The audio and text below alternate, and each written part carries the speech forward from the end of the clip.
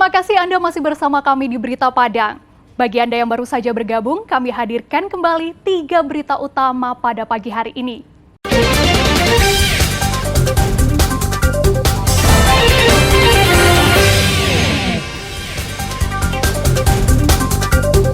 Juru parkir mabuk, nyaris diamuk massa karena sudah meresahkan warga.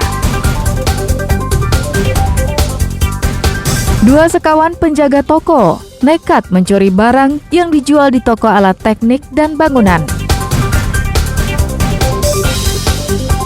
MTQ tingkat Kecamatan Ulakan Tapakis di Padang Pariaman diikuti ratusan peserta.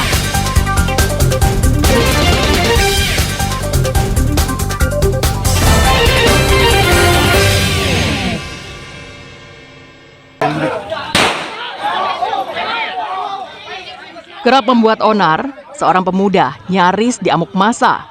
Namun peristiwa itu tak berlangsung lama, karena polisi dengan cepat tiba di lokasi. Ranu, pemuda berusia 23 tahun ini, meronta saat akan dibawa petugas ke kantor polisi. Pria yang sehari-hari berprofesi sebagai juru parkir, diduga mabuk dan meresahkan warga. Tim Klewang Satreskrim Polresta Padang yang datang ke lokasi di daerah Alang Lawas, pusat kota Padang, bahkan sempat mengeluarkan tembakan peringatan saat hendak membawa pelaku dari amukan warga. Setelah diinterogasi petugas dan diperiksa, dari saku celana pelaku, petugas menemukan 2 buah pil. Namun belum diketahui jenis pil yang dimilikinya. Ada seorang pemuda berinisial D di daerah Alang Lawe yang sudah mengganggu dan meresahkan masyarakat. Dan di dalam saku celananya kita jumpai obat-obatan yang jenis pil koplo. Yang bersangkutan ini sudah meminum minuman keras dan mencampur dengan obat-obatan sehingga dia hilang kesadaran dan mulai mengganggu kenyamanan masyarakat. Pelaku masih diperiksa petugas secara intensif di Mapolresta Padang. Alfi melaporkan dari Padang.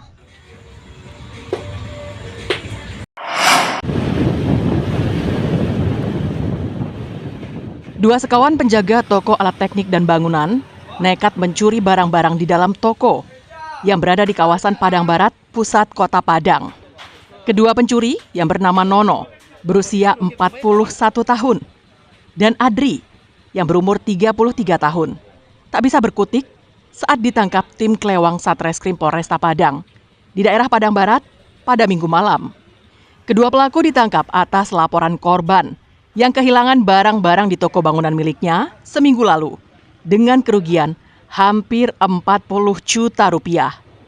Kedua pelaku beraksi pada malam hari dengan mencongkel jendela toko dan menggasak sejumlah alat-alat teknik berupa mesin bor, gerinda, seng, dan lainnya. Selain kedua pelaku, petugas ikut menyita barang bukti sejumlah seng yang telah dijual ke tempat pengepul. Selanjutnya, kedua pelaku dan barang bukti dibawa ke Mapolresta Padang untuk proses hukum lebih lanjut. Telah kita amankan 2 orang tersangka pencurian alat-alat teknik. Untuk 2 orang TSK melancarkan aksinya dengan cara mengupah toko alat teknik tersebut dan mengambil beberapa alat bangunan berupa gerinda dan seng. Sudah 2 orang kebetulan jaga malam seputaran lingkungan tersebut. Salah seorang pelaku merupakan residivis atas kasus pencurian yang baru saja keluar dari penjara. Kini mereka mendekam di sel tahanan Polresta Padang dan dijerat dengan pasal 363 KUHP tentang pencurian dengan pemberatan, dengan ancaman hukuman di atas 5 tahun penjara. Alfi melaporkan dari Padang.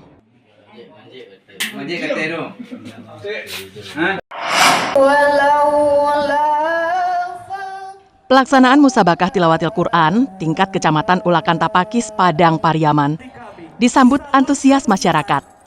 Agenda pelaksanaan tiap 2 tahun ini diharapkan dapat dilaksanakan secara konsisten agar bisa mencari bibit qori dan qoriah serta memberantas warga dari buta bacaan Al-Quran. Pelaksanaan musabakah tilawatil Quran tingkat Kecamatan Ulakan Tapakis, Padang Pariaman mundur dari jadwal sebelumnya yang biasa digelar setiap tahun ganjil. Namun demikian tidak mengurangi animo masyarakat untuk mengikuti jalannya perlombaan yang digelar pada hari Sabtu dan Minggu di Nagari Sungai Gimba yang bertindak sebagai tuan rumah. 8 nagari yang ada di kecamatan ini mengikuti perlombaan yang digelar di 4 masjid. Sebanyak 240 qori-qoriah ikut ambil bagian yang memperlombakan 4 kategori dari tingkat anak-anak, remaja, dan dewasa. Kami sebagai kafilah berharap kepada pemerintah supaya melanjutkan program ini setiap tahunnya dengan harapan yaitu supaya kami bisa mengasah kemampuan kami ke depannya.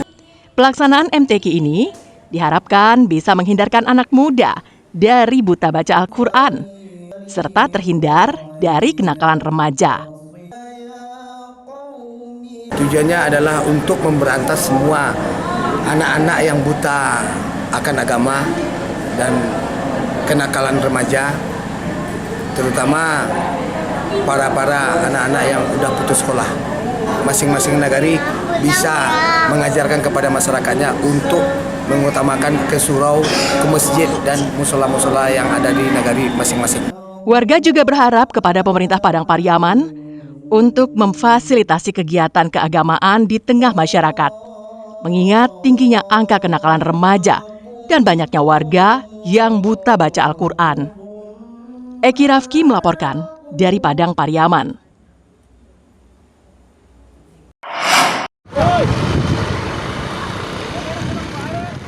Angin kencang dan hujan lebat yang terjadi di Nagari Gunung Medan, Kecamatan Sitiung, Kabupaten Darmasraya, mengakibatkan pohon besar dengan diameter 2 meter lebih tumbang ke jalan pada Minggu malam. Akibat peristiwa pohon tumbang di ruas Jalan Lintas Sumatera, kilometer 200, Nagari Gunung Medan itu menimbulkan kemacetan sepanjang 2 km pada 2 arah.